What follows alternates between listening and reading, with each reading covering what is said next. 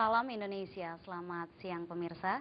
Berjumpa kembali dalam berita dan bincang terkini siang, edisi perdana di tahun 2014. Serangkaian berita telah kami siapkan. Di antaranya Densus 88 Mabes Polri Selasa malam menggerebek kediaman terduga teroris di kawasan Ciputat, Tangerang Selatan. Saya Vina Simanjuntak, berikut berita selengkapnya.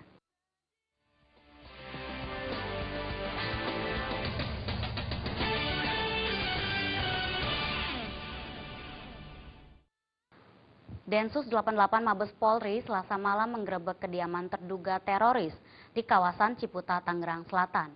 Penggerebekan teroris yang dilakukan pada malam pergantian tahun ini berakhir dengan 5 terduga teroris tewas. Kelimanya tewas setelah terjadi baku tembak dengan Densus 88.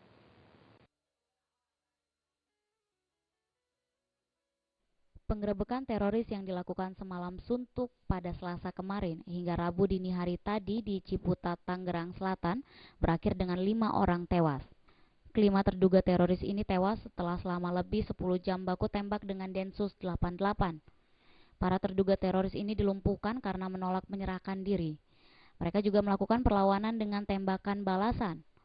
Dari kelompok teroris ini, sebetulnya ada 1 orang lainnya yang sudah ditembak mati sebelum penggerebekan.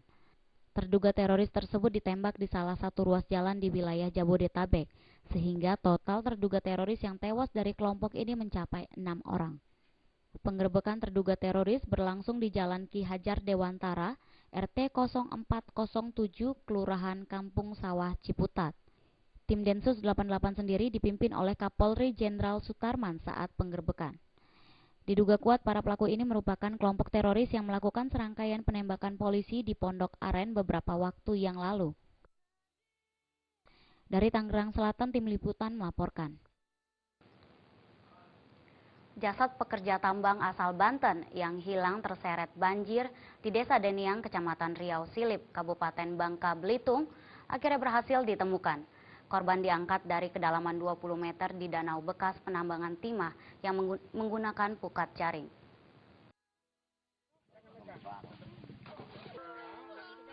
Jasad Sumarna, 30 tahun, warga asal Banten, yang hilang terseret banjir akhirnya berhasil ditemukan. Jasad Sumarna ditemukan di kawasan pinggir danau atau yang biasa disebut kolong, setelah warga yang dibantu tim gabungan berinisiatif melakukan pencarian dengan menggunakan pukat jaring. Pukat jaring sepanjang kurang lebih 30 meter yang ditarik warga untuk mencari jenazah Sumarna. Jasad Sumarna yang tersangkut pukat ditarik ke tepi sungai. Jasad Sumarna yang tersangkut di pukat ditarik ke tepi sungai dan selanjutnya dibawa oleh tim gabungan untuk dievakuasi ke Rumah Sakit Umum Daerah Sungai Liat untuk dilakukan otopsi. Sementara itu, banjir yang melanda Kabupaten Bangka menyebabkan jalan menuju Desa Mapur, Kecamatan Riau Silip rusak. Akibatnya akses yang menghubungkan antara Desa Mapur dan Riau Silip menjadi lumpuh total. Akibat terjangan air sepanjang 165 meter, jalan aspal Mapur rusak parah. Tim gabungan mempersiapkan 1 unit perahu karet untuk proses evakuasi warga. Akses, kita bikin akses untuk penyeberangan masyarakat. Ada yang sakit, ada yang melahirkan. Jadi kami ini membantu sebenarnya Kak, untuk Basarnas ini bukan untuk bantu itu kan, untuk bikin akses itu. Cuman kita bantulah, ada dan menyangkut, ada yang hilang, ada yang tidak tahu keberadaan satu orang tadi. Jadi rencana ada bikin rakit menyeberang, bikin rakit untuk masyarakat yang menyeberang dari Mapur ke kota misalnya. Kondisi masyarakat yang di Desa Mapur Dari Sungai Liat, Bangka Belitung, Fahrozi melaporkan. Kita ke Kabupaten Karo. Pemirsa, Gunung Sinabung yang berada di Kabupaten Karo, Sumatera Utara, Senin malam kembali menunjukkan aktivitasnya. Gunung Merapi berstatus awas yang biasanya hanya menyemburkan abu vulkanik ini, kali ini menyemburkan lava pijar hingga sejauh 2 km yang meluncur ke arah tenggara.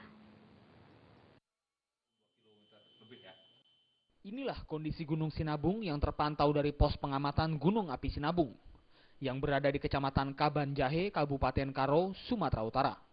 Dari sejumlah foto yang berhasil terekam di pos pemantau terlihat jelas lava pijar yang keluar dari puncak Gunung Sinabung yang terpantau sejak pukul 8 malam. Dari data yang diperoleh di pos pemantau ini, lelehan lava ini meluncur ke arah tenggara Gunung Sinabung sejauh 2 km lebih. Semburan lava ini sendiri terjadi setelah kubah lava yang berdiameter 120 meter di puncak Gunung Sinabung mulai mengalami kerontokan. Dan diprediksi akan terus terjadi dalam beberapa hari ke depan. Menurut keterangan pelaksana tugas Kepala Bidang Pengamatan dan Penyelidikan Gunung Api Sinabung, Gede Suantika, mengatakan Gunung Sinabung hingga saat ini masih berstatus awas atau berada pada level 4. Kondisi ini menyebabkan harus dilakukan pengosongan area yang berada pada radius 5 km untuk menghindari bahaya awan panas serta lontaran material vulkanik lainnya. Malam ini kita mendapatkan bongkahan rontokan kubah lava yang cukup besar. Kita bisa dilihat, untuk juga bisa lihat malam hari karena itu mengeluarkan api kan sampai hari ini. Jadi rupanya si dinding-dindingnya sudah habis, si kubah tumbuh terus, tidak ada tempat lagi untuk penampungan, akhirnya luber ke bawah dia. Nah itu.